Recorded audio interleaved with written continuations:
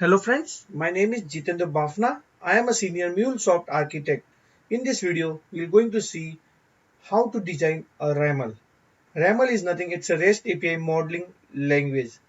So basically in this video, we will see how we can write a basic RAML.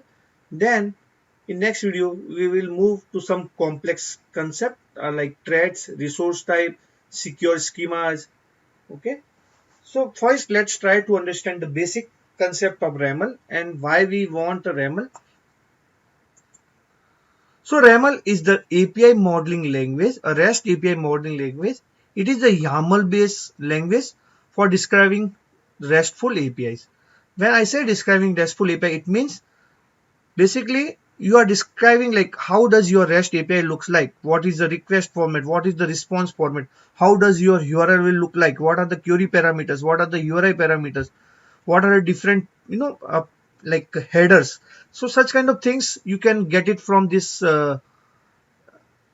So you can define in RAML, and RAML generate automatically a documentation or description for each and every API endpoint.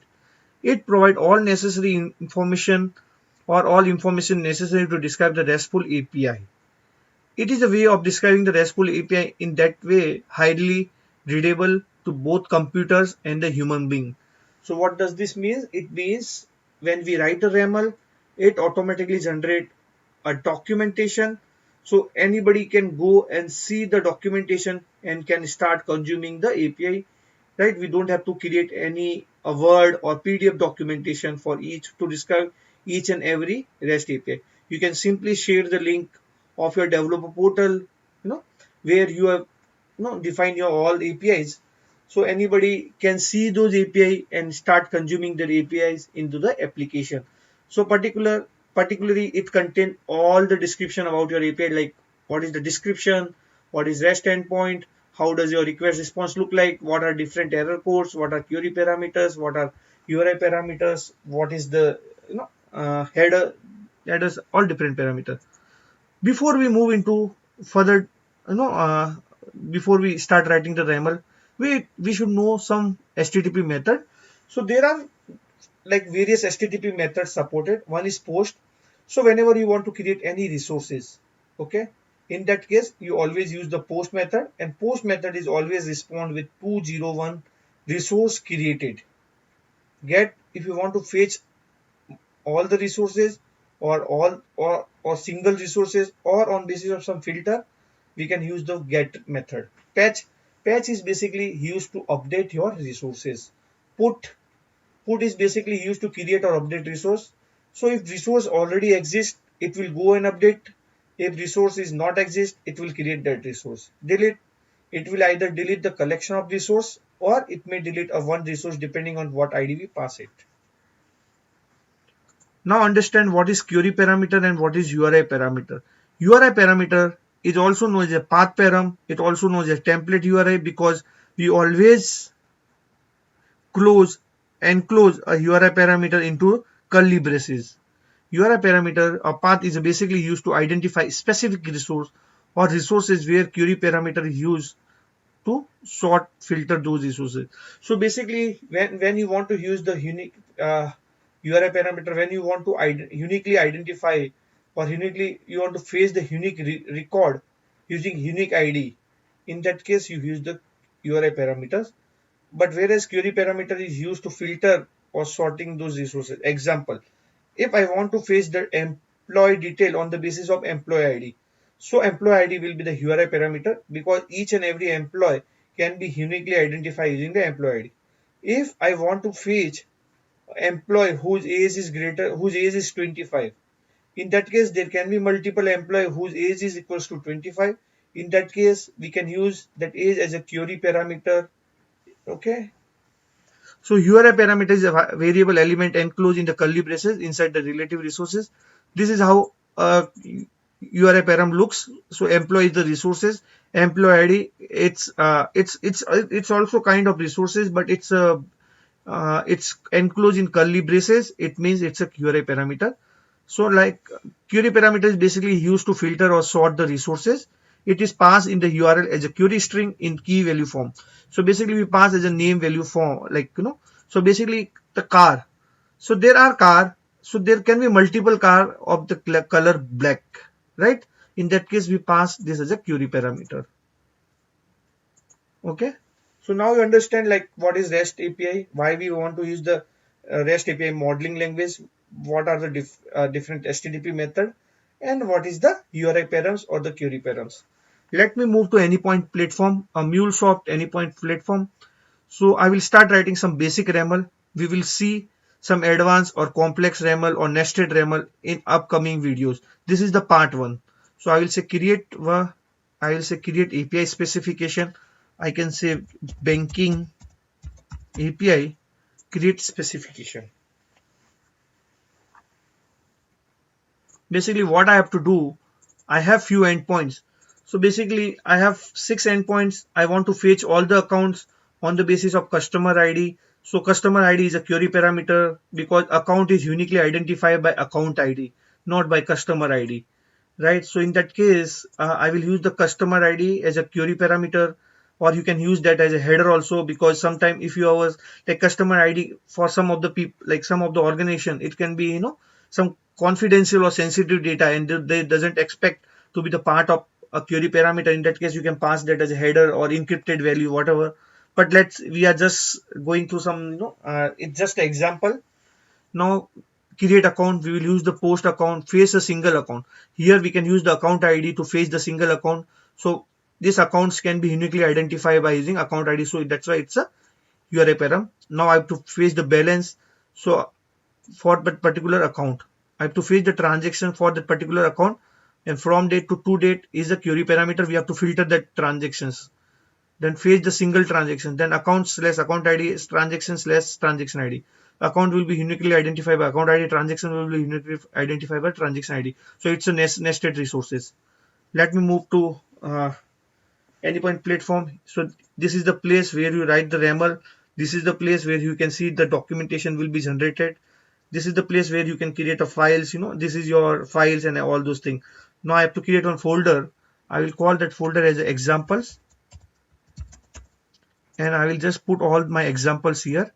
So I want some few examples. I want to create new file. I can say others. So I'm just putting my JSON here, account JSON. Then I can create more file, new file, other transaction.json.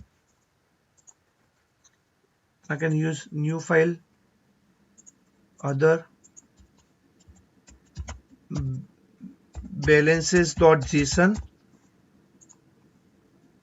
Then I can put one more file,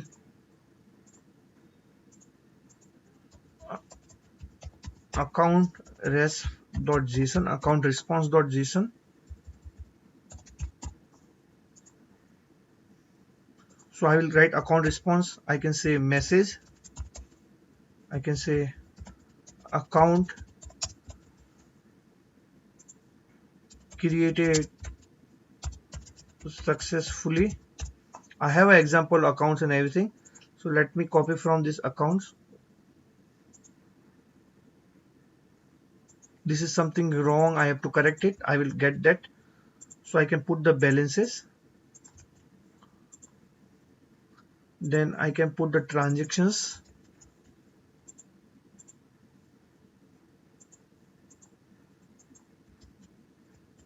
Okay, I want to find the account. So I have on Google. So I can find it from Google. I have like pick the JSON example Google. Then I can say open banking account UK specification. So you can use this. This is the open banking specification. We are going through that.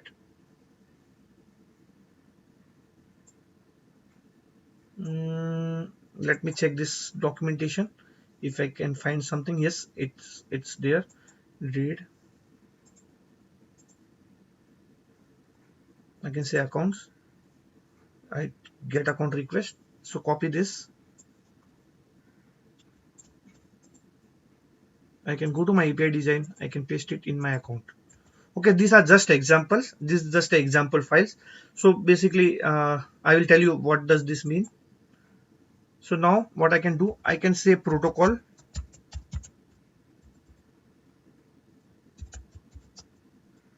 what kind of protocol it support, HTTP, and I can say okay, HTTPS. Let me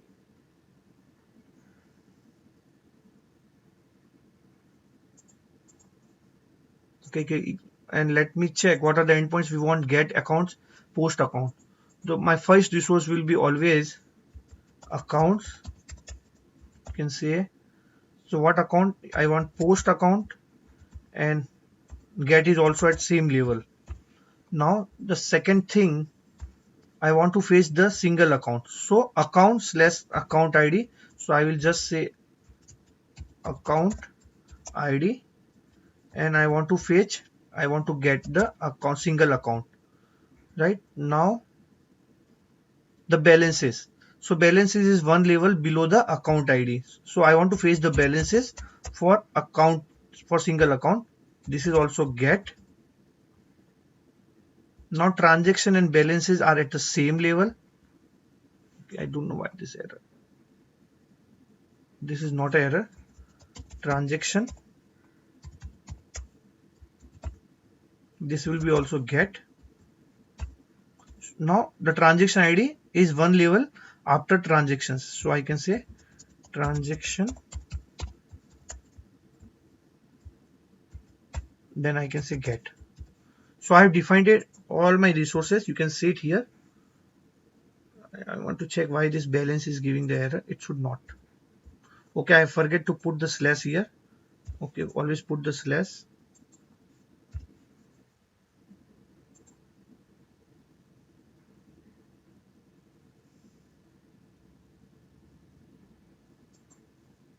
It taking some time for saving.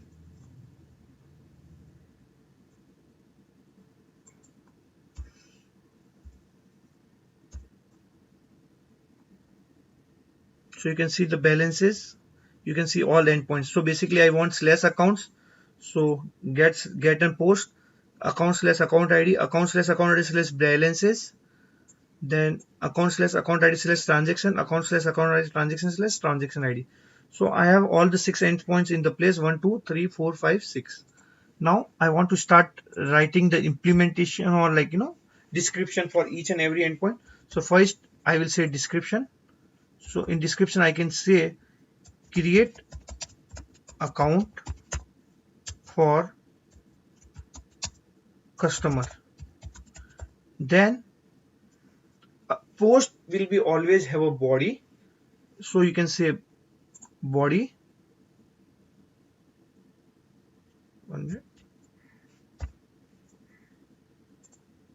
So body, what kind of body you want? Application JSON. Then you can define an example. So either I can copy paste my JSON here, or I can include from this file. So I can use exclamation include examples slash account dot JSON. Okay. Now I will have once account is created, I have to response back with 201 response code. So I can define a responses. What kind of responses? 201 body. So responses 201 body. What kind of body in the response? Application JSON. And now you can say example. Okay, remove this. I will go one step up. I can say include. Always put the space between this colon and that exclamation. Then I can say examples slash account resp.json. Done. So now we have done with this particular thing. We will go with get now. We have defined the post. We will see how we can define the error response and everything in next video. So here for get, I will say description.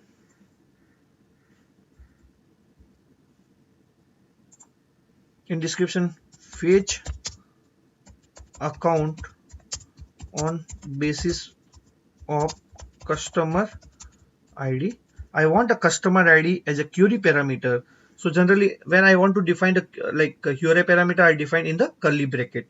But query parameter you can use like query. It should give IntelliSense.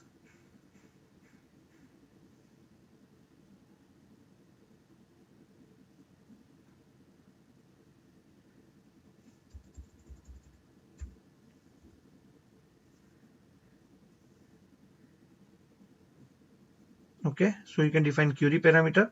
What query parameter you want? I can say customer ID type,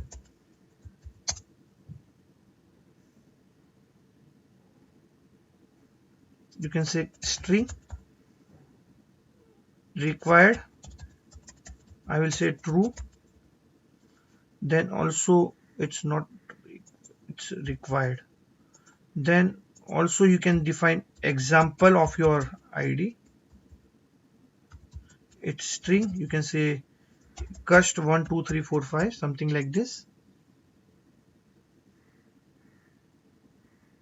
Okay, so you define your query parameter.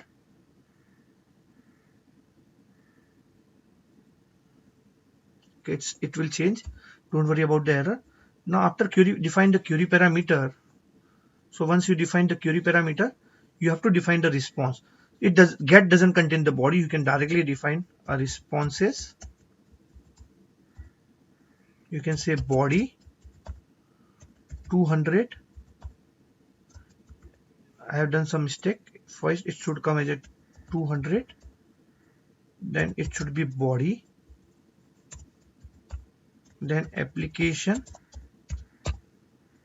slash JSON,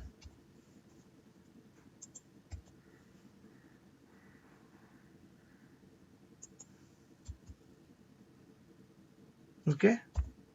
Then you can write example is after response only,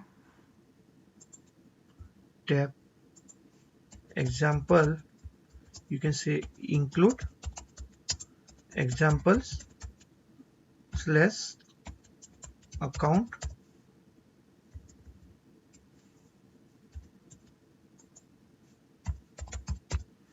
okay. So I've defined that. So I've defined two methods.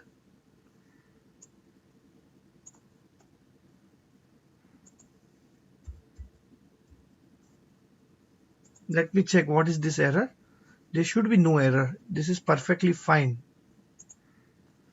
Just one mistake, this. So 200, I defined the body, defined the examples, everything is fine. Okay, it got saved, now everything is fine. Now I can say get. So I will description,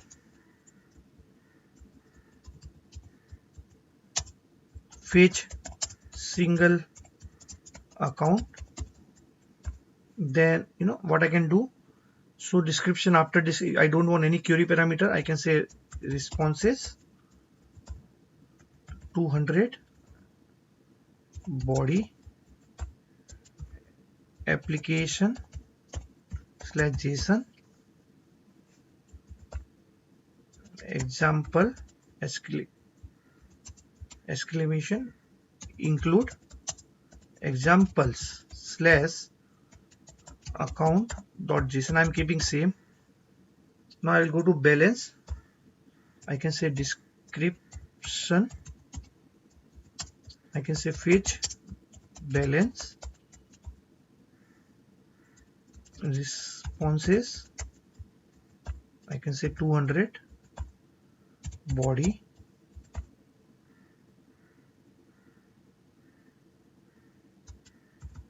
application slash JSON,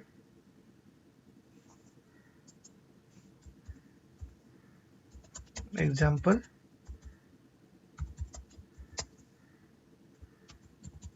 include examples slash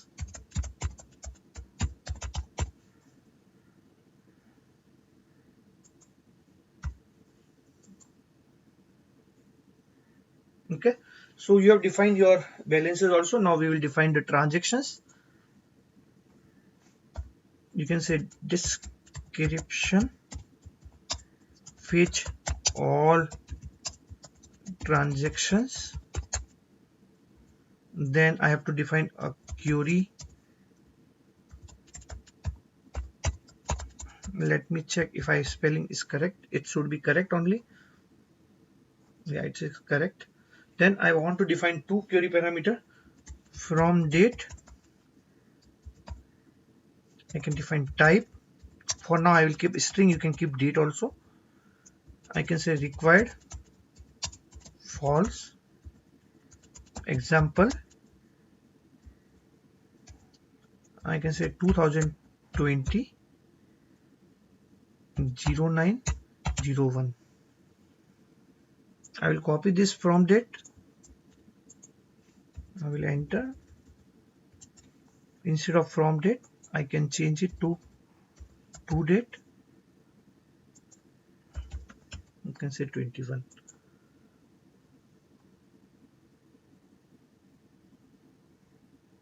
That is perfect. So now what happened? I have defined the description and everything. Now I will define responses. I will define the responses, then 200. Then I will define a body type application / JSON. You can have a multiple type also in the body. Then example, include examples / transaction.json. So my this endpoint is also completed. Now my last endpoint, we can reuse lot of things. I will show you in next upcoming video. Description, fetch single transaction.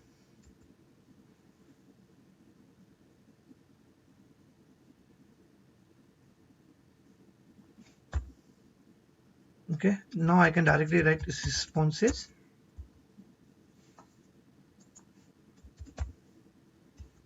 $200 body application / JSON. Okay, don't forget to put this point. Now I can say example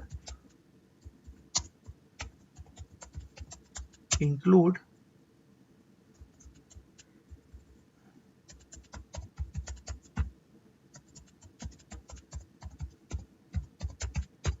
so I have completed this.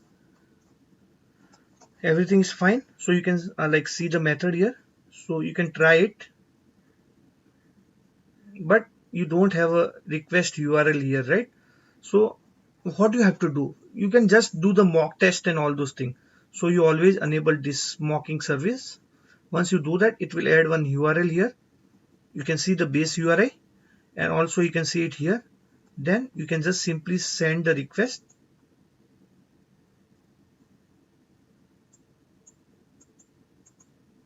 Send the request.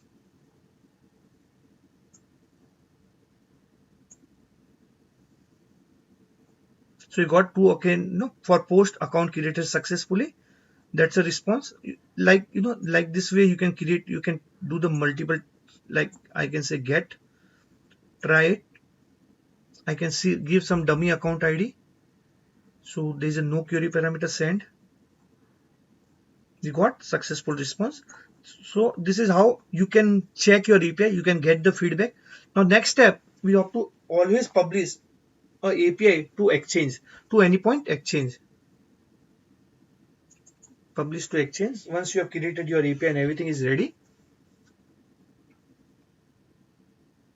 so you give the version always 1.0.0, and I can say v1.0, and even v1 is also fine. So this is just if you want to change the asset name, you can do that, but it is saying it have some error, can't publish. Let me check. Okay, examples. Okay, so this was the error, so I fix it. Now publish it again. So it will give the error if any error is there while publishing the API. So I will give the version 1.0.0 v1.0, publish to Exchange. If everything is fine, it will publish to Exchange.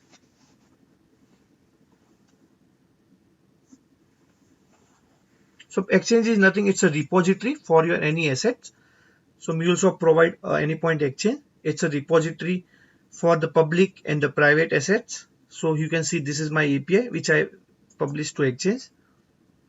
Here you can see all the endpoints and everything. Like, let me test post. I can do the mock test here also. This is the mocking your service. Okay, if you want to do that, you can just say send. So it will say 200 created. Let me check one more method. So here this is default like example value send. Like this, we got the response. So basically, if you read the proper, like whatever description I have given, you can see it here. Whatever the response format I have given, you can see it here. So for this is for response code 200. We will see how we can handle the error codes.